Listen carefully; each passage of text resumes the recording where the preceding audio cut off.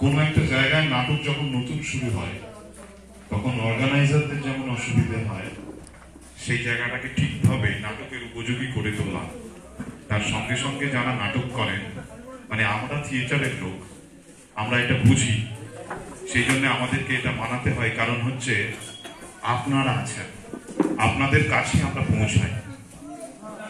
নাটকের দর্শক আসল, নাটকের দর্শকই ভগবান। সেই দর্শকদের দেখানোর জন্যই আমরা নাটক তৈরি করি।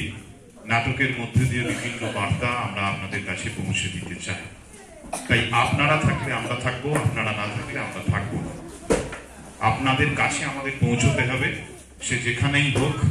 এরকম একটা সুন্দর পরিবেশে নতুন আয়োজন, আমরা বেশ আপ্লুত হলাম। যে সামান্য সুবিধে অসুবিধে সেটা পরবর্তী সময়ে সুচিত্রা সহ বাক্সা নাট্যজনের যারা আছেন তারা নিশ্চয়ই দেখবেন। নাটক, থিয়েটার এই আন্দোলনের মধ্যে দিয়ে এগিয়ে যায়, এই সংগ্রামের মধ্যে দিয়ে এগিয়ে যায়।